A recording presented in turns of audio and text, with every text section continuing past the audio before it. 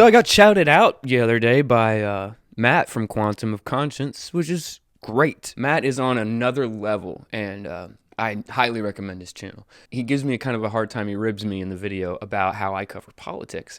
And we've talked about this privately a couple of times as well. The name of my channel is Circuses, and I doubt anybody would argue with me that politics is the biggest circus in town. So in that vein, I'd like to also tell the people who watch my channel and who follow me, if I highlight a topic or a subject matter, that doesn't necessarily mean that I am bought fully into that subject or topic. It's like the topics that I choose to discuss, they're like windows that I'm walking past. And sometimes I might stop and choose to look out the window and see what's going on there. But that doesn't mean that I believe what I'm looking at, if that makes any sense. I'm aware that politics is a giant circus, but I'm also aware that that circus has real effects in our lives. If you want to be predictive about the way that politics is going to influence you, then you have to look at politics. You have to see the patterns. You have to keep an eye on it. Otherwise, you're going to be surprised by politics as it affects you in your daily life. Just an easy example would be, people who pay attention to presidential politics, they're not going to be surprised when they start paying $5, $6 a gallon for gas again. They're probably already planning it now, doubling their monthly gas budget. But people who don't follow presidential politics and don't follow politics, they're just as clueless now as they were when they were paying $5 a gallon gas and it dropped down to $3. Now, that's not to say that everything around the price of gas is not a giant three-ring circus, because it is. It's all lies, right? I'm not even sure fossil fuels come from fossils, but I'm not going to highlight that when we talk about that topic unless I decide to make a whole side video where we go just full on Alice in Wonderland on the topic. And we do that from time to time, right? But I just wanted to tell you guys, don't be surprised if you see some kind of surface level political stuff on my channel if it's something that is huge in the news and something that I feel like I should cover. But I definitely understand where Matt's whole idea comes from. But anyways, what are we going over today? What I want to talk about in general is the idea that all of these futuristic technologies, these ideas that have been social memes in our culture for, 100 years, namely three big ones. And that would be AI, that would be the biosciences, genetic engineering, etc., and UFO disclosure. These three things are really coming to a head in a concerning way for me. I think the AI singularity, although AI is kind of blown out of proportion about how awesome it is closer than it was 5 years ago, and it's scarily closer. Generally, guys are, people in the know on the area of AI are talking about somewhere in the 2040s, looking at the singularity. So the singularity is kind of a multifaceted event. A lot of people say it's when machines are able to think as clearly and as well as humans. It's a lot more than that. But it'll be this time period where artificial intelligence is moving towards sentience, and it's actually involving our lives in new and crazy, scary, and miraculous ways that we can't predict. That's going to be coming very soon. With bioethics, we're looking at CRISPR and advents in genetic engineering leading to a future where in just a few short decades, people will be able to create and print and synthesize their own proteins in their house for pretty cheap. You can already take various proteins and combine them together in a kitchen. This is not an exaggeration. And you're going to see crazy genetic engineering. And it's going to affect us again in ways that we can't even foresee now. The third thing is UFO disclosure. Ever since technology was at a level where we could fantasize about aliens, we have. And if there's one other measurement that I see that is causing me to be concerned, it is the rate at which UFO disclosure has started to happen. I used to call it the slow drip because they were on the slow drip to disclosure. Every technology we saw them invent, bunny ears out, was actually a disclosure. It's like you could tell exactly when they got their hands on the ability to quantum leap our technology. You can look generally and figure it out. And you can see that a lot of their, quote, discoveries were actually reverse engineering of technology. that was stuck in the conspiracy circles for a very long time. But recently, UFO Disclosure has taken these giant quantum leaps forward, and it's almost like the people in the country are not getting it. All of these things are coming to a head at once. There's also these events happening, right? And these events, they're quite bizarre. The EverGiven ship. That's one of the events. You can't quite put your finger on it, but these events, they have a signature. So I'll just name some for you, and you can think to yourself, well, did that have any commonalities? Because I can't quite tell you what they have in common, but they just all have like a certain color to them, to where I know they're all of the same. Like the grain explosion in Lebanon, the fire at Notre Dame, 9/11. They all have these same feels to me. Even the Deepwater Horizon, the DC riot. Hell, the DC sniper. Y'all remember that one? You know, all these events, they seem to have this signature, this same aura about them, and I can't really quite quantify it and make it, this is what they have in common. And you just know it when you see it. And, the EverGiven ship drawing a giant penis in the navigation computer before it wedged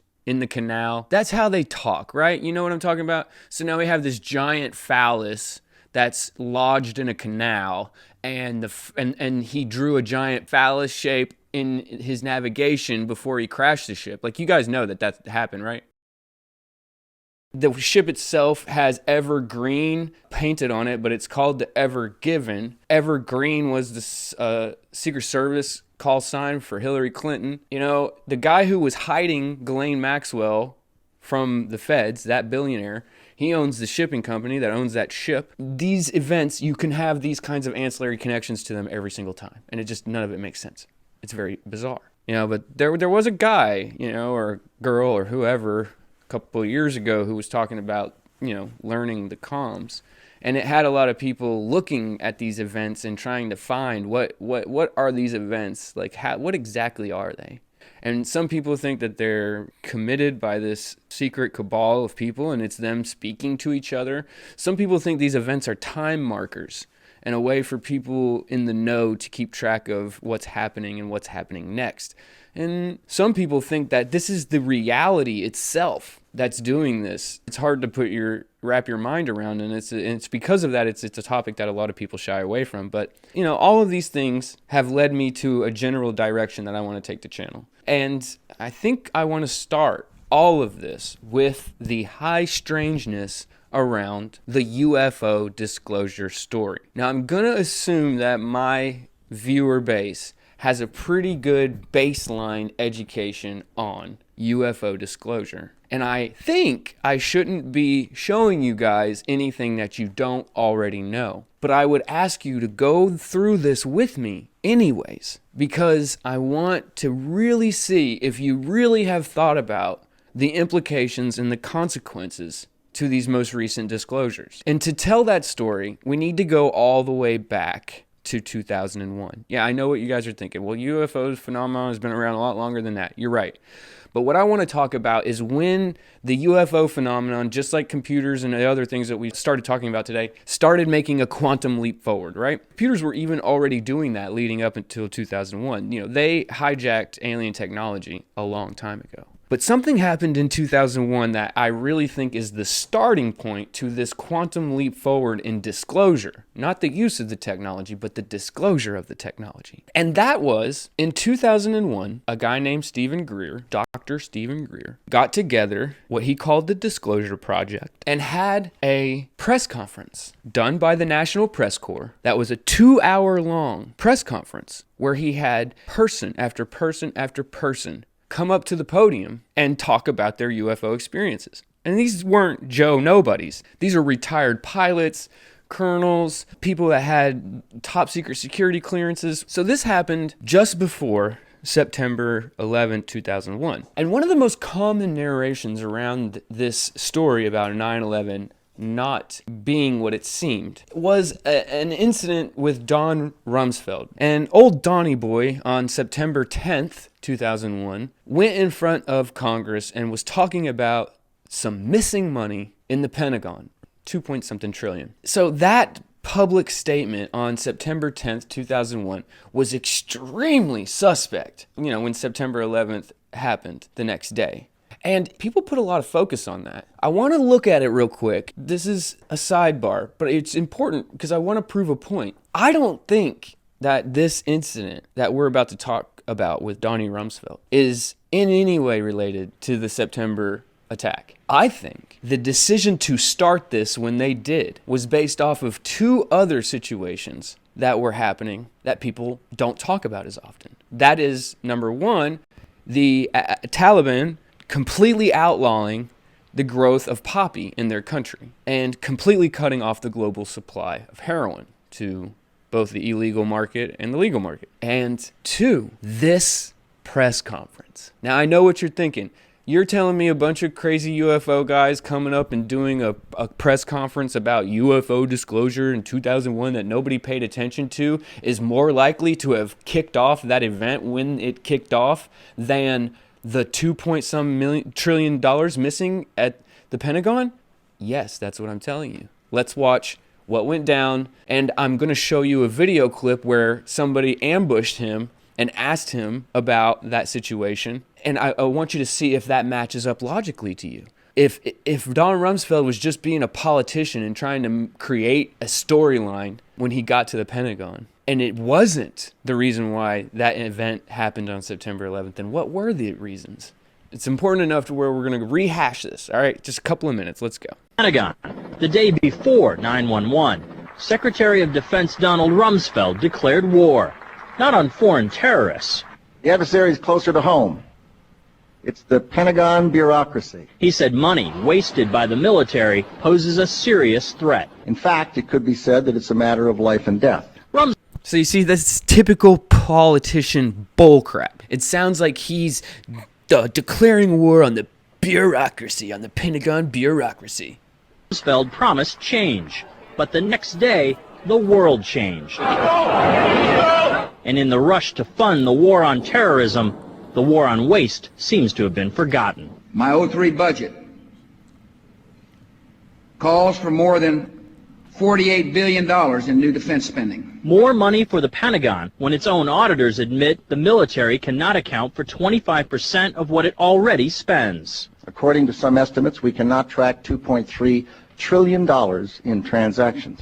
So he said, according to some estimates, we cannot track. So the story is that there was $2.3 trillion in missing funds that were completely gone. They had no idea where they were. But what he just said right there was something a little bit different. He was saying there's an estimated $2 trillion that they cannot track. Not necessarily that the money was completely missing, that they would never find the money, but it was money that they couldn't actively track through their systems that tracked money.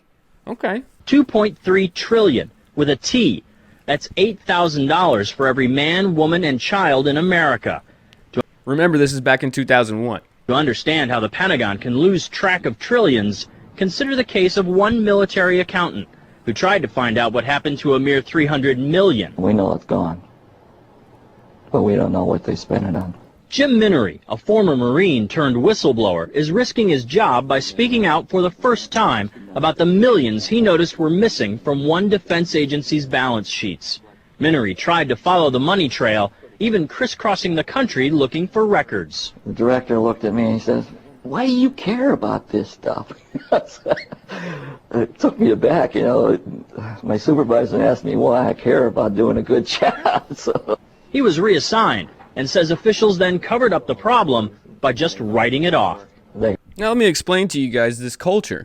So in the service, there is this culture that you're budgeted a certain amount of money every year, right? And if you don't spend that money in that fiscal year, then they might reduce the amount of money that you're allotted every fiscal year.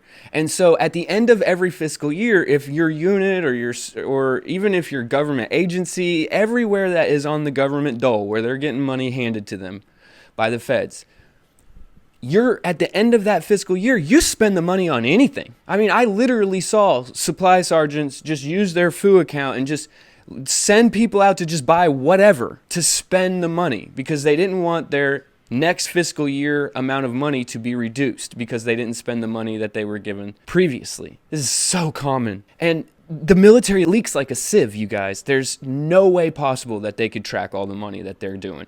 You understand that, like, individual commanders were given just tens of thousands of dollars in cold cash in Iraq. You're gonna have leaking. And it seems like now, when I look back at this, especially considering Donnie's answer when he gets ambushed, it seems like more than anything that he was just being the evil creature that he is and playing politics and trying to create an event that he obviously didn't need to create after the next day. They got to cover it up. That's where the corruption comes in. They've got to cover up the fact that they can't do the job. The Pentagon's Inspector General partially substantiated several of Minnery's allegations, but could not prove officials tried to manipulate the financial statements. 20 years ago, Pentagon employee Franklin C. Spinney made headlines exposing what he calls the accounting games.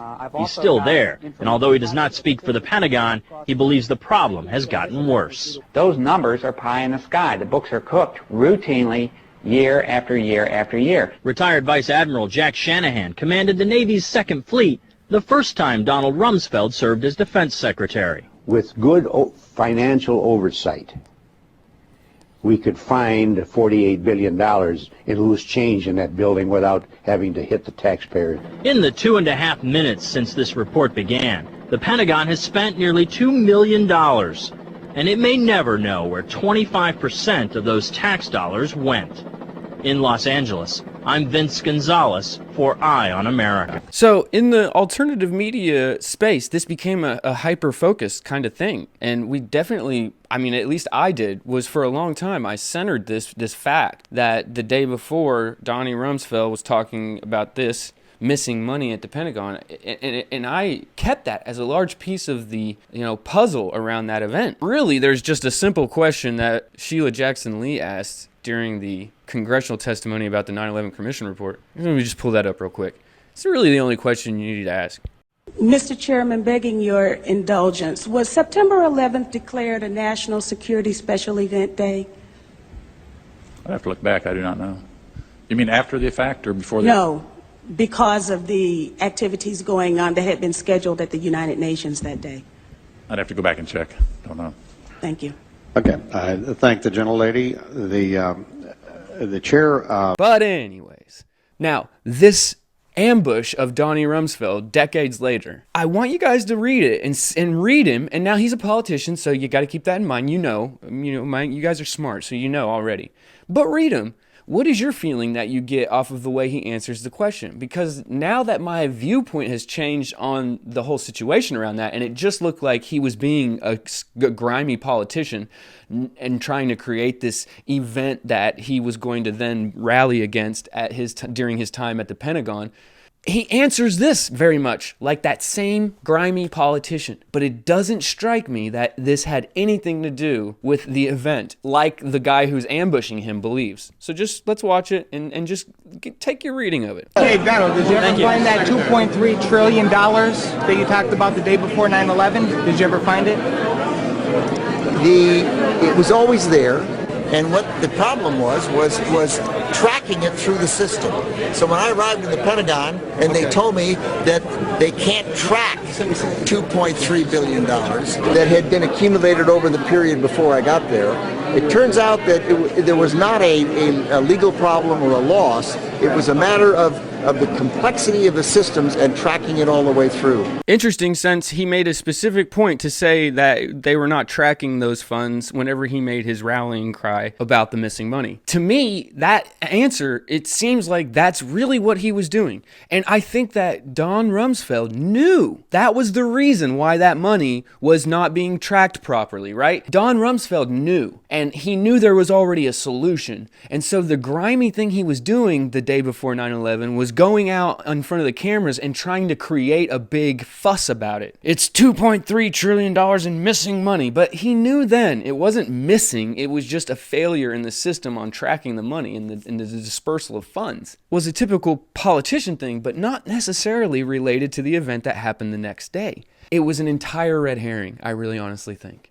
I really do. And when I came to that conclusion, then I started having to really look at the reasoning behind why what happened. What would be the reasoning? I don't think Donnie Rumsfeld going out there and talking about that missing money, that it turns out was always just not being tracked properly, is the reason why I don't think people should be looking at that in the context of the event that happened the next day. Look at this National Press Corps. I cut out all of their stories because it's just too much to go into. But just when I said earlier that these weren't just Joe Schmoes, these weren't just Joe Schmoes. My name is John Callahan. I'm a retired FAA employee. I was the division manager for the Accidents Evaluation and Investigation Division. I'm prepared to go to Congress to swear before Congress that everything I've told you people and everything that is here is the truth. Thank you. My name is Charles L. Brown. I'm a Lieutenant Colonel, U.S. Air Force, retired, subsequently 7 years with the Foreign Service. My name is Michael Smith.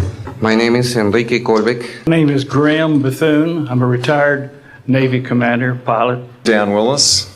I was in the United States Navy. I held a top secret, crypto level 14, extra sensitive material handling security clearance. My name is Don Phillips. I was in the United States Air Force and had worked with certain intelligence agencies of the United States government. My name is Robert Solis. Mr. Wayne Arneson. My name is Mark McCandlish, and for the last 21 years, I have worked as a conceptual artist for a variety of defense contractors. Good morning. My name is Daniel Sheehan. I'm an attorney and serving as general counsel to the Disclosure Project. I'm a 1967 graduate of Harvard College in American Government Studies and Constitutional Law, and a graduate of Harvard Law School. And I served as general counsel and one of the co-counsel for the New York Times in the Pentagon Papers case. I'll be more than happy to share the details of what I believe to be the relationship between this off-the-shelf enterprise and the secret government, which is concealing this information from the American public. And I am happy and proud to serve as general counsel to the Disclosure Project. So, just before the event in September, we have this National Press Corps press conference where Dr. Stephen Greer, who is like part ufologist, part scientist, part spiritual guru, he's really into the metaphysical and consciousness. And I mean, he actually has invented these protocols for going out and contacting these unexplained aerial phenomenon or unidentified flying objects, whatever you want to call them. You can just go and look him up and you'll watch it yourself. And they contact these things, right? They go out there and they think consciously, please come and see us and commune with us. And they do it in large groups and the damn lights show up. I don't know what else to say. Back in 2001, Dr. Stephen Greer pushed the Disclosure Project and pushed the Pentagon into a corner. Now, at the time that this was released, it did not receive even 1/100th the amount of attention that it should have. But it definitely hit the people that it needed to hit. And that would have been the people involved in the DI, the Defense Intelligence Agency, it turns out, and other Pentagon agencies that were creating what Dr. Stephen Greer outed as unacknowledged special access projects, or USAPs, that were hiding the collection of, storing of, and testing of materials gathered from unidentified aerial phenomenon. Now, we didn't know any of that at the time, but the Pentagon has admitted it now. Did you even know that? Did you know that the Pentagon admitted that they have retrieved materials from the crashes of unexplained aerial phenomenon? They've admitted that. And they stored it at Bigelow Aerospace, right? They even talk about the different various metal alloys that they are testing because of these materials that they've gathered. Okay. We didn't know that then. But guess what? Some of those guys who came up there and said their names, and I let you listen to where they were from and who they were, and then that they would swear to Congress that what they said was true, some of these guys were saying just that. There had been crashes of unexplained aerial phenomenon, and that they themselves were in part of picking up the debris and taking it to the Air Force, and that those materials were in the possession of the Defense Department. That's what those men were saying back in 2001. As a matter of fact, most of what they were saying back then, it turns out, was true. And you heard the lawyer for the Disclosure Project. He's talking about the deep state back before that even became a meme to a lot of people. And the thing is that he and Dr. Stephen Greer They talk in detail and in depth about their fight against the United States government and these private entities that were trying to hoard these technologies for various reasons, and there's a lot of different reasons.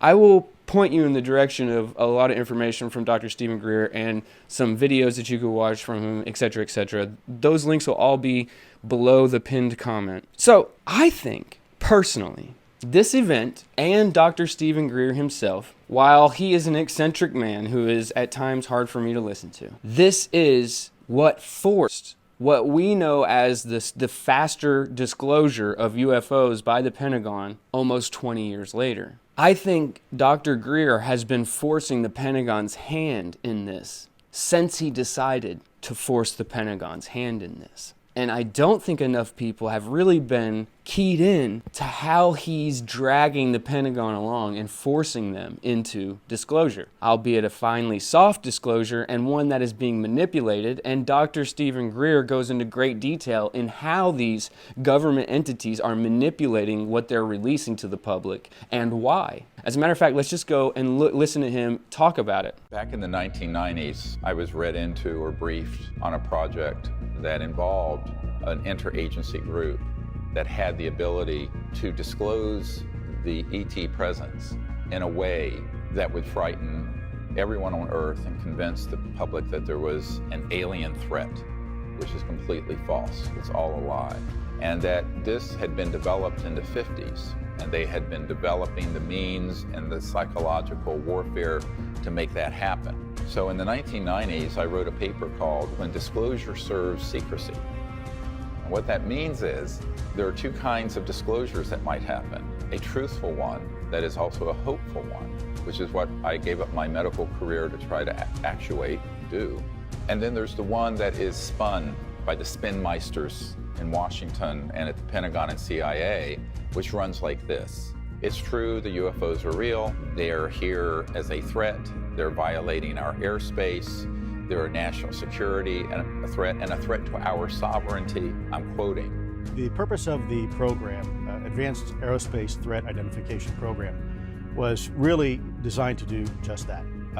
From a national security perspective, identify those things that we see and try to ascertain and determine if that information is a potential threat to national security. And we knew this was going to happen because I had met with people who were in these classified projects, who were on interagency committees that had everything set to roll this out, and they were just waiting for the right time. The Soviet Union has ended. We have the global terrorism, while it's still there, it's not like it was around 9/11. This is the next big thing that they want the public to be afraid of. Now, when I heard Dr. Greer talk about how the military-industrial complex and these black projects, the deep state, the bureaucratic state, was going to push the UFO agenda as the next thing to be terrified of, well, I kind of dismissed it outright. But it did remind me of a previous video I had seen on Google Videos somewhere or something. And it was a doctor who had worked at Fairchild Industries and became friends with Wernher von Braun. And Wernher von Braun seemed to think, decades before Dr. Greer, that ufology would be used against the American population as the ultimate enemy. So this isn't a new theory that Dr. Greer's come up with, although Dr. Greer claims to have came up with it through completely separate methodology. It is the same general idea that Wernher von Braun articulated to this female doctor. I can't remember her name. You know what? Let's watch her interview where she talks about it so you can see why I'm starting to give this theory a little bit more weight than I did initially. When I was a corporate manager of Fairchild Industries in 1974 through 77, I met the late Dr. Wernher von Braun in early 74. At that time, von Braun was dying of cancer, but he assured me that he would live a few more years in order to tell me about the game that was being played, that game being the effort to weaponize space, to control the Earth from space and space itself. Von Braun's purpose in life during the last years of his life, his dying years, was to educate the public and decision makers about why space-based weapons are dumb, dangerous, destabilizing, too costly, unnecessary, unworkable, undesirable idea.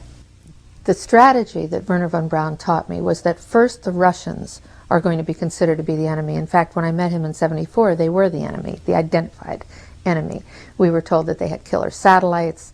We were told that they were coming to get us and control us, the dirty commies, that whole story. First, the Russians were the enemy against whom we're going to build space-based weapons. Then terrorists would be identified, and that was soon to follow. We heard a lot about terrorism. Then we were going to identify third world country crazies. We now call them nations of concern. But he said that would be the third enemy against whom we would be needing to build space-based weapons. And the next enemy was asteroids. Now at this point, he kind of chuckled the first time he said it. Asteroids, against asteroids we're going to build space-based weapons. So it was funny then. And the funniest one of all was against what he called aliens, extraterrestrials. That would be the final card.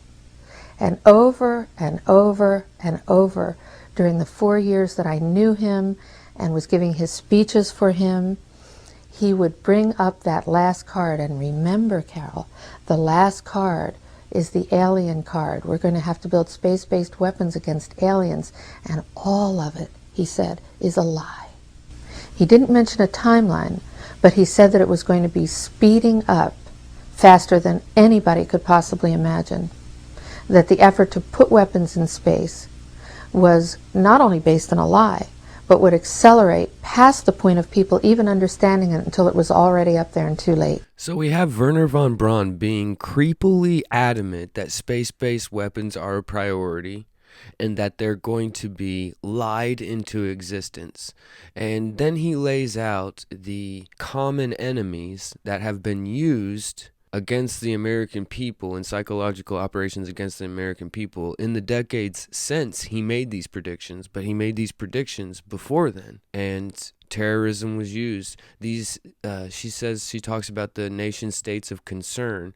Well, yeah, that was the axis of evil. They're still using that. So our nuclear arsenal is partly justified by North Korea.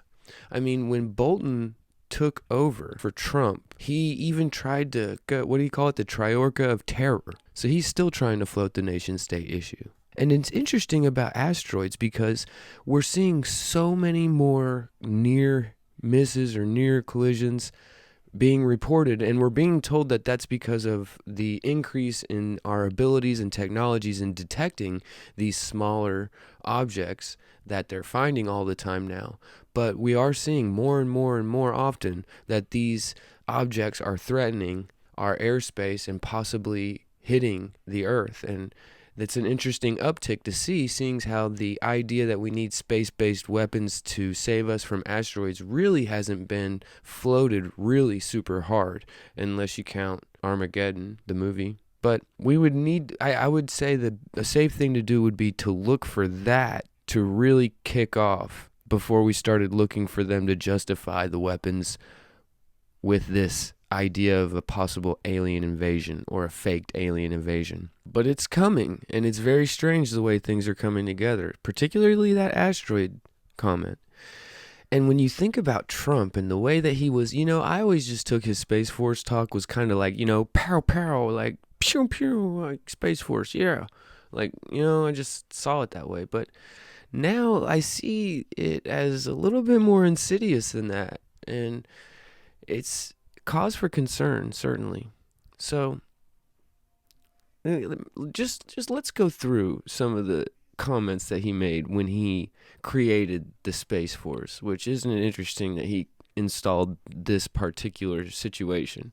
My new national strategy for space recognizes that space is a warfighting domain, just like the land, air, and sea. We may even have a Space Force. We'll develop another one. Space Force. We have the Air Force, we'll have the Space Force. We have the Army, the Navy. I was saying it the other day because we're doing a tremendous amount of work in space. I said, maybe we need a new force. We'll call it the Space Force. And I was not really serious. And then I said, what a great idea. Maybe we'll have to do that. My administration is reclaiming America's heritage as the world's greatest spacefaring nation. The essence of the American character is to explore new horizons and to tame new frontiers. But our destiny beyond the earth is not only a matter of national identity, but a matter of national security. So important for our military, so important, and people don't talk about it. When it comes to defending America, it is not enough to merely have an American presence in space. We must have American dominance in space. So important.